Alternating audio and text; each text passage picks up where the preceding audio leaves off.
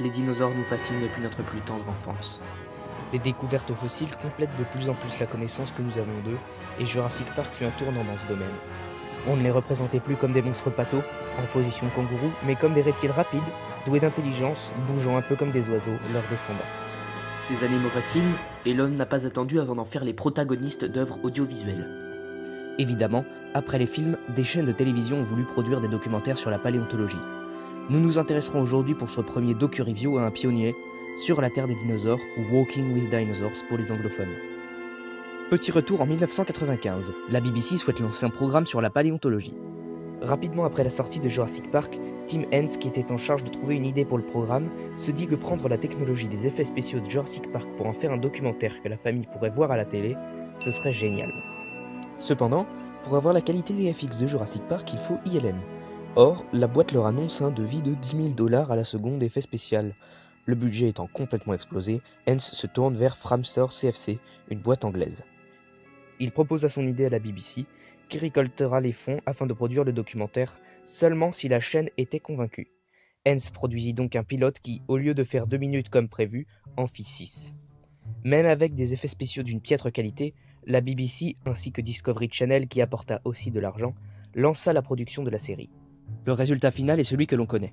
Sur la Terre des dinosaures est une série de 6 documentaires d'environ 30 minutes, créée en 1999 par Tim Hens et produite par la BBC. Le but du documentaire est de recréer la faune du Trias au Crétacé afin de montrer les 145 millions d'années de règne des grands reptiles. Au total, le documentaire a mobilisé la connaissance d'environ 400 paléontologues, autant dire que la documentation était complète et la série voulait prendre le maximum de découvertes récentes. Au final, ce fut un réel carton. Les audiences restent stables durant toute la série en Angleterre, la série cartonna aussi en France, en Allemagne et dans bien d'autres pays. Au total, la série a été suivie par plus de 700 millions de téléspectateurs. Un petit récapitulatif des épisodes s'impose. Épisode 1. Une nouvelle dynastie. New Blood. Cet épisode se passe au Trias, il y a 220 millions d'années. On nous place le contexte, c'est les débuts des dinosaures. Ils sont rares, tandis que d'anciens reptiles tels les dicynodontes comme Placerias dominent la planète. Cependant, leur règne touche à sa fin. Toutes les espèces cohabitent dans un climat tropical. Durant l'épisode, on suivra une femelle Coelophysis, une femelle Postosuchus, ainsi qu'un couple de cynodontes de l'espèce Trinaxodon. Au départ, leur habitat est un véritable Éden, de la nourriture à foison, de l'eau, des insectes, des proies. Cependant, la saison sèche arrive. De plus en plus, les espèces animales manquent d'eau et de nourriture, autant pour les herbivores que les carnivores. La femelle Postosuchus, blessée par un Placerias et chassée de son ancien territoire par un mâle, finit par mourir, tuée par une bande de Coelophysis alors qu'elle agonisait du manque d'eau et qu'elle avait perdu l'usage de ses pattes arrière. Par cette chasse collective, les Coelophysis montrent leur faculté d'adaptation, qui est un des grands atouts afin de survivre aux grandes sécheresses du Trias supérieur. À la fin de l'épisode, un troupeau de Plateosaurus arrive, annonçant la lignée des sauropodes, les grands dinosaures herbivores du Jurassique, ce qui fait une bonne transition pour le deuxième épisode. Épisode 2, l'ère des géants, Time of the Titans.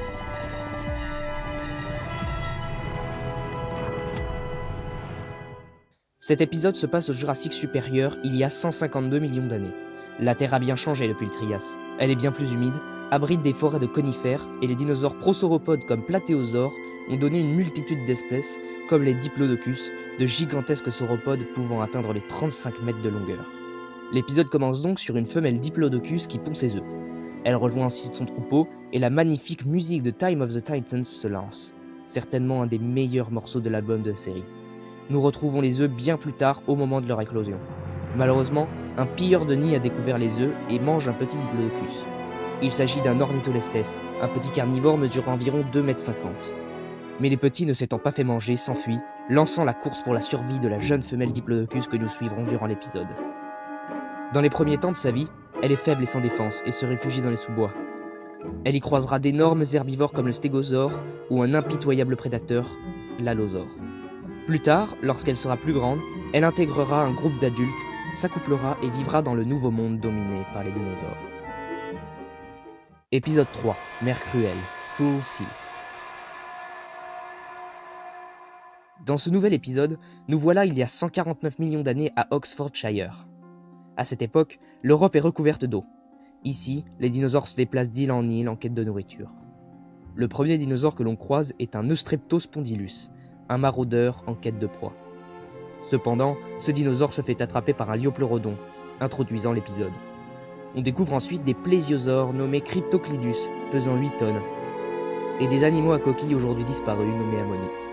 Le protagoniste de cet épisode est l'animal nommé Ophthalmosaurus, un reptile marin de 4 mètres pesant 1 tonne et demie. Ce reptile marin donne naissance à des petits vivants dans les eaux. Mais Maître Bas n'est pas chose facile. Une femelle a du mal à expulser son petit. Et c'est lors de cette tentative qu'elle se fait attraper par un liopleurodon de 150 tonnes et 25 mètres de long. Un mâle de plus de 100 ans. Ce prédateur est le plus gros de tout l'océan Thétis. Sur les terres, la nourriture est plus rare. Un Ostreptospondylus nage d'île en île afin de trouver à manger. La nature inflige ensuite une épreuve difficile à la faune de l'époque, une tempête. Les coraux sont brisés, les Rhophoruncus sont tués et le vieux liopleurodon s'échoue sur une plage. Les petits ophtalmosaurus qui ont survécu s'en vont vers le large. Épisode 4. Les maîtres du ciel, Giants of the Skies. Il y a 127 millions d'années au Brésil, un gigantesque ornithochérus de 12 mètres s'apprête à faire un voyage unique dans le règne animal afin de rejoindre la plage sur laquelle il s'accouplera. Le géant s'élance, et en quelques jours, il atteint le haut de l'Amérique du Sud. Sur sa route, il croise un troupeau d'iguanodons, accompagné par un polacanthus. Ces deux espèces se protègent mutuellement, l'une a l'agilité, l'autre la robustesse. Lors de son voyage, l'ornithochérus traversera l'océan Pacifique, qui, à l'époque, mesure à peine quelques centaines de kilomètres de large. Lorsqu'il aura atteint l'ensemble d'îles qui seront plus tard l'Europe, il pourra assister à la chasse d'un groupe d'Utahraptors, attaquant des iguanodons d'Europe. Puis, le ptérosaure repart, laissant derrière lui des raptors en plein festin. Il atterrira sur une rive où une colonie d'Iberomessornis chasse le géant des airs, symbole d'une nouvelle lignée qui conquérira le ciel. Son dernier trajet se termine sur l'île de Cantabria, la future Espagne. Lorsqu'il arrive, le vieux ptérosaure est chassé par de plus jeunes mâles. Il s'exilera là où il n'attirera aucune femelle. La faim et la chaleur l'épuiseront, et il finira par mourir là où il s'est accouplé pour la première fois, 40 ans plus tôt. Il n'est plus que de la nourriture pour la nouvelle génération. Épisode 5. Les lutins des glaces, Spirits of the Ice Forest. Cet épisode prend place il y a 107 millions d'années, près du pôle sud. Les protagonistes de cet épisode sont des Lelinasaura, de petits dinosaures de 90 cm. Ils possèdent d'énormes yeux, leur permettant de se repérer dans la nuit australe. On leur découvre une structure sociale complexe, avec à sa tête un couple dominant. Ces petits dinosaures cohabitent avec un amphibien géant, le Coolasuchus.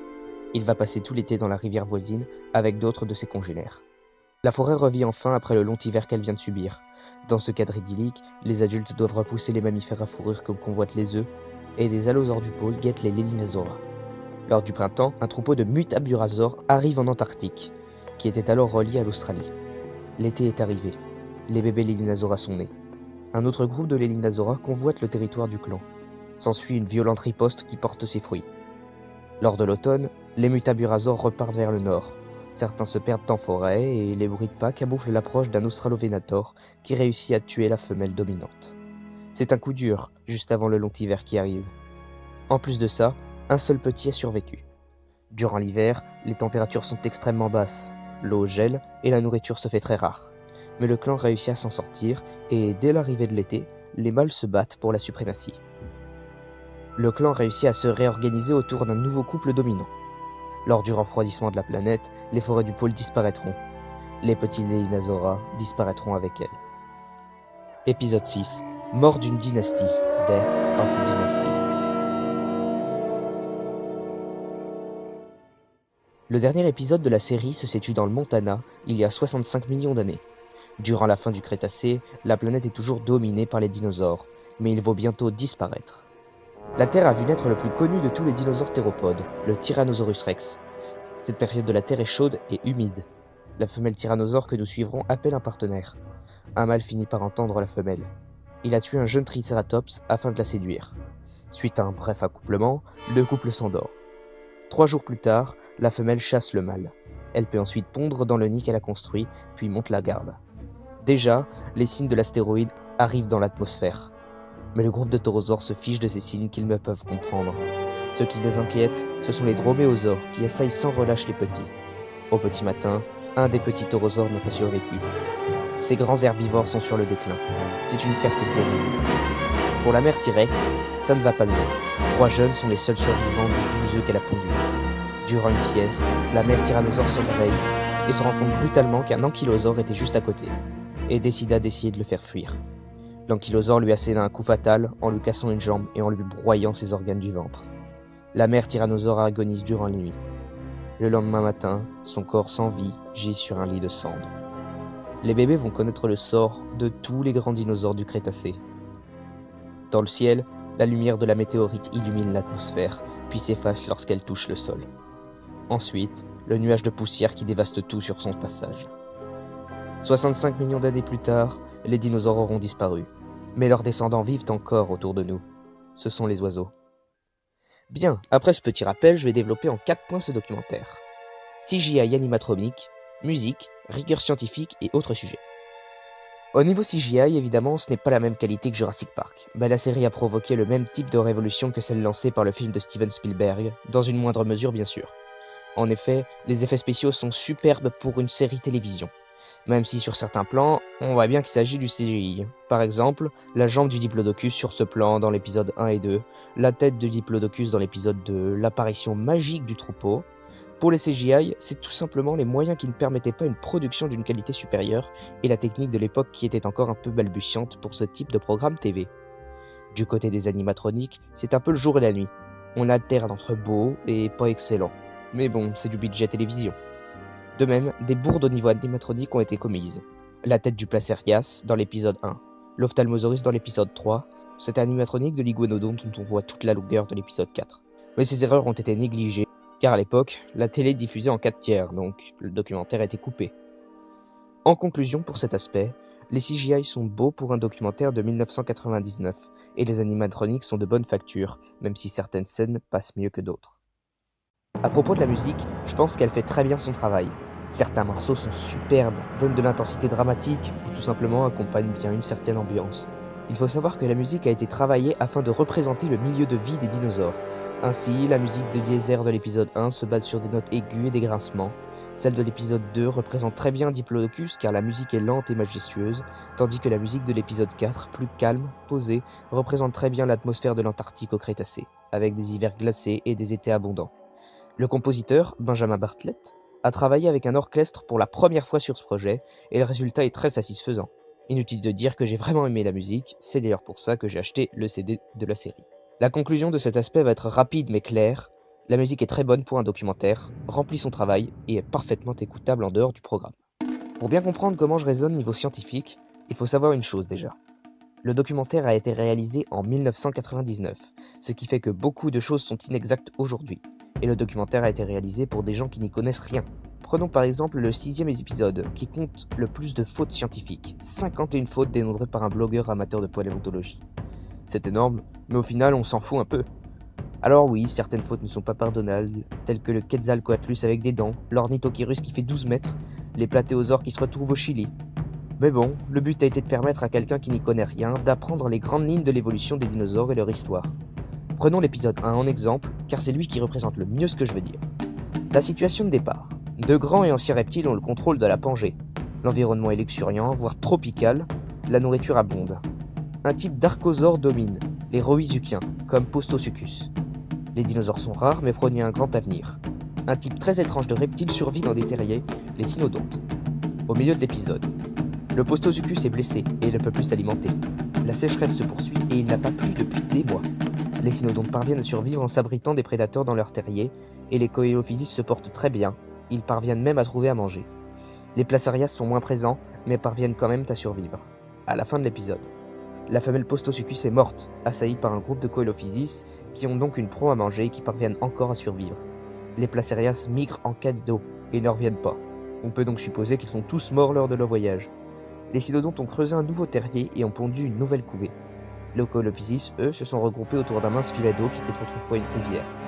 À la toute fin de l'épisode, on voit que les seuls survivants sont les dinosaures, avec les théropodes tels que Coelophysis, et les prosauropodes tels que les platéosaures, ainsi que les reptiles mammaliens. Cet épisode est en fait une représentation de la crise Trias-Jurassique. Il y a 220 millions d'années, les Rhoisuchiens et les dicynodontes ne sont pas du tout au bord de l'extinction.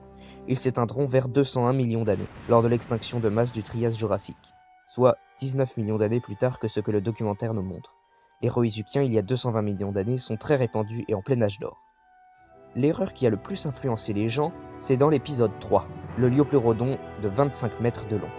Il faut savoir que, évidemment, il y a une raison derrière cette taille. L'explication, c'est que des paléontologues ont trouvé des marques sur des ossements que certains chercheurs interprétèrent comme des traces de dents d'un pliosaure de plus de 20 mètres. Un ou des paléontologues consultants étaient donc adeptes de cette théorie et a intégré cette spéculation dans le documentaire. Ce que j'entends par autre, c'est toutes les remarques et ou sujets qui ne tiendraient pas en une seule rubrique, bruitage, doublage et autres sujets s'il y a. Je voulais parler déjà du fait que certaines erreurs scientifiques sont volontaires, exemple de l'Anurognathus. N'ayant pas découvert de petits ptérosaures en Amérique du Nord au milieu du Jurassique supérieur, ils ont dû se rabattre sur un ptérosaure germanique. L'important n'étant pas la rigueur scientifique, mais de dépeindre la diversité de la faune à cette époque. Les créateurs ont privilégié l'apport d'informations au détriment de la rigueur scientifique. Autre point que je voulais aborder, les doubleurs. C'est la voix d'André Dussolier qui nous conte la vie des espèces disparues et celle de Kenneth Branagh dans la version anglaise. La façon de dicter est complètement différente d'un doubleur à l'autre. Tandis que Kenneth dicte à la façon d'un documentaire classique, la voix grave d'André Dussolier apporte une dimension mystique à l'œuvre. Voyez vous-même. La femelle cynodonte a pondu une nouvelle couvée. Au cours des millions d'années à venir, les lointains descendants mammifères de ces reptiles ne survivront que sous forme de petits animaux cantonnés aux marges d'un monde dominé par les dinosaures.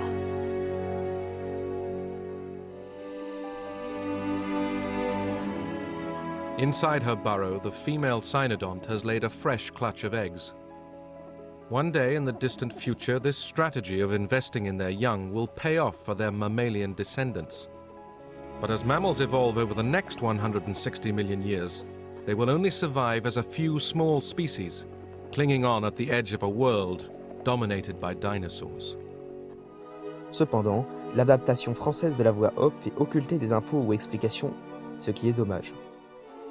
Aussi, il existe une version disponible sur le DVD de Sur la Terre des dinosaures qui explique certaines scènes, les recherches.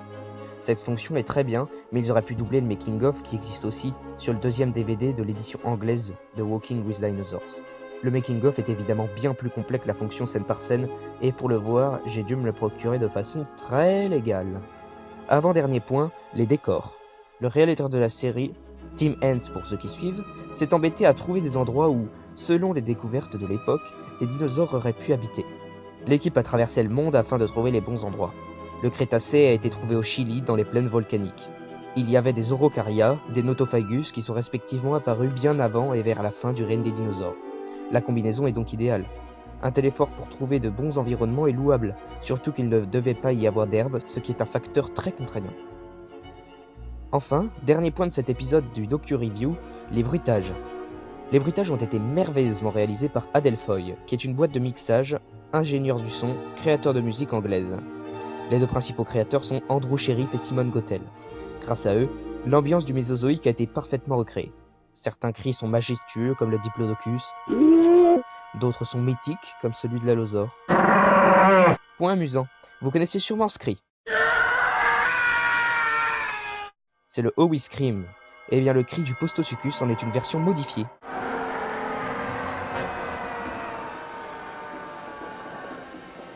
Petite anecdote, pas piquer des vers. J'ai une affect très forte pour cette série, car c'est elle qui a lancé ma passion, avec Jurassic Park bien sûr, des dinosaures. Et elle m'a permis de découvrir tant de nouvelles choses. Si je devais noter la série, je lui donnerais 8,5 sur 10, en tenant compte de mes affects. En termes de paléontologie brute, la note se situerait plus vers 6,5 sur 10. Beaucoup de choses sont dépassées, mais la série continue de tenir la route sur les grandes lignes. Enfin, pour les histoires, scénarios et contexte, 8 sur 10. Voilà, j'espère que ce premier épisode des docu-reviews vous a plu. On se retrouve la prochaine fois afin de parler d'un grand allosaure qui a bouleversé nos connaissances sur cette espèce. Salut tout le monde!